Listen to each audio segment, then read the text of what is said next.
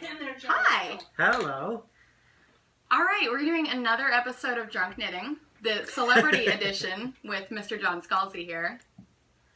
Now, John, I understand you're not really a drinker. I don't drink alcohol at all. I think my entire life I've had half a bottle of beer and half a glass of champagne at my wedding. Okay, so we have gotten you, instead of, encroaching on your morals and sensibilities and forcing you to drink for my YouTube show, we've actually got you a stunt double. Yay! Miss Chrissy Scalzi is going to be John's stunt drinker. Hello. Which is actually true to life. So every time I drink, every time John should be drinking, even if you drink your Coke Zero right there, Chrissy will take a drink for John. Right. It's going to work out great. Mm-hmm. Now, on the last episode of Drunk Knitting, we did knitting start to finish. Mm-hmm. And instead of doing the same thing over and over again, I'm going to teach you a different technique than I did last time. You're going to learn how to knit in the round. All right. And Knit Picks has been kind enough to sponsor this episode, give us yarn, give us square majestic needles. Mm-hmm. They've really hooked us up here. So we're going to do this. Now, I've already set you up, but for the purpose of camera and to teach you, I'm going to show you how you start knitting in the round. All right. We've cast on our stitches on our circular needle. I'm going to place a stitch marker. Okay. And what that does is show me where the beginning of my row is, because since you're going in a circle, you would have no idea otherwise. Right. Stitch marker's there. You're just going to go in and knit your first stitch, which on the first row is always very tight. So you just did that so fast. I know, right? Okay. It's fine. And now we're working in the round. Okay. That's as easy as it is. So what you're going to do is you're going to learn how to knit. Okay. All you do is take your working needle, Mm-hmm. push it in there. Okay. See where that little knot is? Yeah. You're going above the knot, Okay. crossing behind, Mm-hmm. wrapping around. Okay. You push this guy down, Okay. and see how you caught the yarn you just wrapped? Sure. And then you lift that stitch off. Okay. You can do this. You're very smart. I know you can do this. See, but I don't think that smart has anything to do with it. When Chrissy was pregnant with our daughter. Speaking of Chrissy, excuse me. Drink time? Drink time. Mm-hmm. Thank you. Yeah. When Chrissy was pregnant with our daughter, we decided that we were going to learn how to knit, right? And so we got knitting needles and we got everything else and we got ourselves all set up. And then we tried for, I think, a good hour before both of us were like, we want to set fire to everyone and everything. So. Now let me ask you something though. Okay. And I probably shouldn't say this as a knitting book author, but did you just try to learn from a book? Yes, we did try to learn. Okay. I don't think that works. Right. I think you need a book for guidance and to refresh. Right. You need a person to actually learn. Yeah, and that was our thinking about it too. So. Yeah. Okay. Okay, So let's do this together. All right. So needle goes in above the knot. Okay. Cross behind. Okay, like this? Yep. All right. Now take your working yarn. This is this? This one. This one. Yes. Okay. Wrap it around. Wrap back it to front. Like this? In between the two needles. Like Yep. that? Yep. That's it. Okay. And you're going to push this needle down, the one from behind. Okay. And you kind of want to hold this to keep it on there. Okay. And push down. Push catch down. the new yarn. In front. Yep. Like that? And then you're going to lift this old stitch off. And you can kind of like... Lift that old one up. Yeah. How? Let me show you. Show me. You kind of have to use your fingers and manipulate it a little bit. So you gotta, and then use the, like... Like, I just kind of push a little bit. So, okay, so push this down. Like that. Like that. And it's off, and you've knit a stitch. Okay. All right, so do it again. Do it again? That wasn't part of the deal. Wait. Chrissy. This is not particularly tight. Do I need to tighten this up? Nope. Okay. Not at first. At first, your knitting's always going to be kind of loose and wonky when you first start, and your gauge is what you call it. Gets more even as you go. All right, and this is the string. There we Oh, go. no. Oh, wait, see? Okay, It's now okay. What did I do? You just forgot to... You basically just didn't knit a stitch right there. See how Okay. it's just, there's no string connected to that in the back? Okay. You just kind of passed it from one needle to the other. That's called a slip stitch, which you will learn later. Oh, I'm sure. It's important. Okay. Okay. So I'm going to show you. Now, see, look at the... That's the thing. It's like, you were just like, oh, it's just... Oh, put it in first. Okay. That's what she Yes. said. I wasn't going to say anything, but... And I don't know, like, you write a couple of books once in a while, right? Yeah, every now and then. Every now and then. Yeah. So you go on book tours and stuff. Like, this is something you could do for downtime or, This is the part that I'm clearly... You'll get it. I know, but... Sunbreaker. There we go. You're actually going to need to make more. People should quit telling us that things are good. Well, I think it's okay to say it. Yeah, I think you'll like it. As opposed to, oh my God. It's so, no, I'm not going to tell you anything more about it, but if you don't come out with your life changed, then the problem is you. Though I will say that I gushed that much about Lock-In. Oh, well, thank you. I really did. Yeah. It's like, and I remember you were a little miffed that I was like, it's really good. And you were like, well, I do know what I'm doing. I've been doing this. But it was the first thing of Your Side Bread. Right. I really liked it. Boy, that just sounds so like me, too. It's like, hi, I'm about to compliment you now. Let me be arrogant about it for a moment. That's, if you don't mind. Now, But- I have... You also have... Why are you laughing? Because I live with you. You do live with me, To drink. to that, Yeah. absolutely. I have to say, though, you are my favorite meat story ever. The favorite meat story? Meat story. Okay. The way I met you Okay. was Neil Gaiman's driveway putting frosting on you. That's right. Which, I mean, that's a pretty awesome, like... That's a good Hey, story. how did you meet John? Well, we were at Neil Gaiman's house at a party, As and one I is. covered him in frosting. As one does. Yes. I mean, how many times do you not cover someone in frosting the first time you meet them? It makes his party sound really kinky and crazy, but it wasn't. It It was wasn't. a pretty chill party. It was. It was actually, yeah, there was, There was the fireworks incident where everybody almost True, died, but yes. besides that, like, the frosting part was fine. Right. Yeah, no, if you're, Went off sideways. Yeah. yeah, And if, I chased somebody. if your definition of kink is a bunch of middle-aged people playing ukuleles and stuff like that, then Right. yes, it was super kinky. Otherwise, no. But yes, you covered me, and not just you. I mean, there was a lot of Yeah, other- there were a lot of roller derby girls covering you in frosting. This is true. And you know the story behind that, right? I know a little bit, but why don't you tell me about it? So what happened was, this is way back when I was just about to have 20,000 Twitter followers, right? Just 20,000. Just It was 20,000. a long time ago. It was a long time ago. And so I made the joke of, well, if I get to 20,000, I will cover myself in buttercream frosting, naked on the lawn. And I didn't think anything of it, and then lo and behold, all of a sudden I started gaining a whole bunch of followers. It's like, what the hell happened? And it turns out that Neil, our friend Neil, Just a little friend of his. our I know friend, him. you knew him before I knew him. Well, yeah. So, don't get all smirky about it. And so, but he retweeted me, and I was like, and so immediately I was like, you bastard, if I end up getting, 20,000 followers because of you, I'm going to be naked on your front yard. And that was supposed to be his cue to say, no, I'm sorry, that will never happen again. But instead, what he said was, that would be You lovely. called him something on Twitter for saying that. Oh, you bastard. Yes. And so, Quit putting a yarn in front. sorry. Knit before we purl, John. Fine. Apparently my ancestors purled. I've got purling in the blood, and you can't fight that. And so what happened was eventually we went over to his house. So I think it was in August, a couple years ago. And there we were. Yeah, covered in frosting. Covered in frosting. Now we did do the Invisible Man get up as opposed to completely naked, because we did do some research, and it is actually very difficult to actually make buttercream frosting work kind of full time like that. And it was hot. And it was would hot. have melted. It would have melted, and it was no good. Yeah. Loose gauge Scalzi, that's what they called me in middle school. That has got to be your new nickname. Loose gauge Scalzi. I want to make this a thing. Everybody has their knitting nickname. Yes, if you see Scalzi on tour, Just call him Loose gauge Scalzi. Loose Gauge Scalzi. Hey, Loose gauge, how you doing?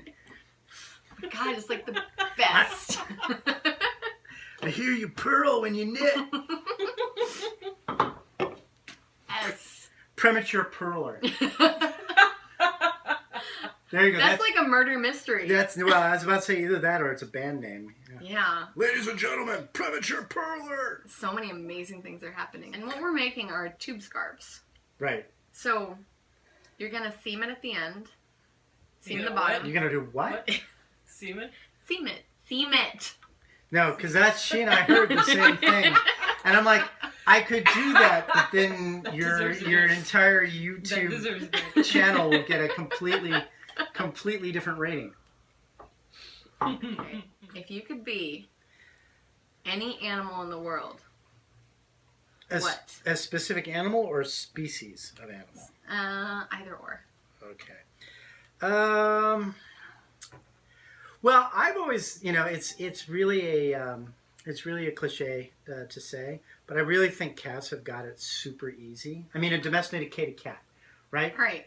But let me ask you a question. All right. Is it worth being a cat where you get to hang out all day and get petted Uh-huh. when your tongue is your toilet paper? When your tongue is your toilet paper. I would not be smart enough to know otherwise, so I've lost track of where I am. Wrap around. You need a picture. Yeah. Okay. So I would not be smart enough to know one way or the other, and that would be fine with me, I guess. But yeah, I mean, generally speaking, besides which, no other animal uses toilet paper. I mean, this is a wholly. What if you were like a centaur? I bet centaurs use toilet paper. Their arms don't reach. What do they have a toilet paper buddy? There we go. Centaurs have bidet buddies. Spritz me, will you? I don't think so. This is a question that goes completely unanswered in all of mythology involving centaurs, right? How do they wipe their butts? How do they wipe their butts? But I have a horse. He doesn't wipe his butt. Right. He doesn't lick it either. But a centaur is not a horse. A centaur is actually a thinking creature. Toss your old stitch off first. Oh yeah, who doesn't want dingleberries, right? Right. So somebody's got to be doing something. I don't think horses get dingleberries. What? I don't think horses get dingleberries. Dude, this is a manner of. Okay. You have a pony. You're still good. Okay. I mean, I've been around horses for 20-some years, and I've never seen a dingleberry on a horse. Is it because they don't exist, or simply because you chose not to know? I think they don't exist. All right. There's going to be some you got to do some research on this. We really do. Internet. If Internet. you know of a horse with Research. dingleberry, don't send me pictures. Just tell me. Tell me if it's possible. I mean, I'm sure it's possible. I mean, a lot of it just comes down to diet, I would suppose. But the other thing is that so I think that this is a faulty, initial question of, even if you have to, have to do the thing where you lick your own butt, because it's just, all animals have to deal with that sort of thing. So if you're going to go with what animal you would be, that's just going to be part of the landscape, right? There's going to be some embarrassing, defecation issues. So, with that said, why not a cat? Because cats have got it super easy. All right. All you have to do is be cute. Good point. Occasionally murder things. Mm-hmm. All right. Good to know. John Scalzi would be a cat. Wait, did I mess this up? No, you just haven't gone down yet. Okay. That's what she said. Do not Google horse dingleberries. And they'll let you. Do not Google horse dingleberries. These are things We've learned that from our off-camera assist. Don't Yeah, right. Google horse dingleberries. don't Google. Just don't do it. So never mind. If you want to search this internet, don't do it. Yeah. Because that's definitely a Rule 34 sort of thing, isn't it? What's Rule 34? Rule 34 dictates whatever you can imagine there is porn of it on the internet. Oh, ew. Yeah. Yeah. Right? That's what she said. And what you're knitting with right now, Mm-hmm. again, Knit Picks Mighty Stitch, Right. and it's 80% acrylic Okay. and 20% wool. Okay. So it's so soft. Yeah. The nice thing about having primarily acrylic yarn when you're learning Mm-hmm. is you can throw this in the wash and it's not going to shrink up too bad on you. Right. Now with wool, you still want to wash it on. Cool. But when you first knit with wool and you forget and you throw your brand new socks that you've knit and spent 2 weeks on in the wash and they end up this big, Right. it's really annoying. Right. So acrylic's good to start learning on. Plus, I bet you it's probably have been recycled at some point or another. Probably. The acrylic? Yes. And this, I know I've complained about acrylic a lot before. This doesn't feel like acrylic. Right. Acrylic that you buy at your big box stores feels like So plastic nice. and it squeaks when you knit it. This is not squeaky yarn. It's This is really definitely nice. not squeaky yarn. No. This is good. It feels good. I can just sit here. Yeah. It's a great product. It's like a stuffed animal to be. It is. To be. Okay. Next question. Okay. Best part of being you, being famous, having your career, besides the money. Besides the money. Yes. Which is good because most writers not exactly like rolling in the dough, even if they're quote unquote famous. Right, but I mean, you have enough money to do what you want to do, and you know. Right, But besides the money. Besides the money, you know what? It's that you get to meet people that you like and admire, and and that's often really, really cool today. Yeah, I'm okay. Yeah. Like for example, fairly recently, about a year ago, it was Tom Hanks, right? I'm so jealous of you for meeting Tom Hanks. He like read one of my books, and he tweeted about it, and it was like, oh, I'm going to read all the rest of his stuff, and it wasn't just a sort of gush. He actually did, and then he found out that I was going to be on tour, right? And he's like, and he calls up my agent. It's like, can I have lunch with him? And then so. And he asked? He asked, like, can I have lunch with and so my agent calls me up and goes, hey, Tom Hanks wants to have lunch with you. Is that okay? I'm like, I guess, if I have to. And so we went and we had lunch, and it was just super cool.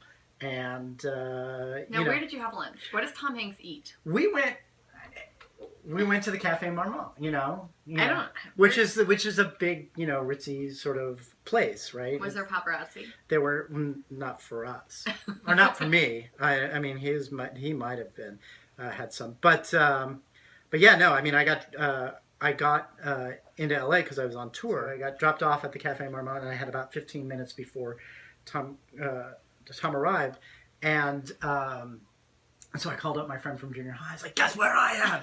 And he's like, oh my God. And I was like, oh my God, oh my God, oh my God. And I go in, and and the hostesses are there, and I'm like, I have a lunch reservation with Tom Hanks. And they go, well, he's not here yet. Why don't you wait? And so I wait, and they start talking to me, and they're like, well, how do you know Tom Hanks? And I was like, well, he likes my books. And they're like, well, what do you write? And I was like, well, science fiction. And they both like, ooh, we love science fiction. Right. So I'm talking to these hostesses about what I write and stuff like that. And Tom Hanks walks up, and he's like, what's going on? And I was like, well, they had asked me what sort of books I wrote.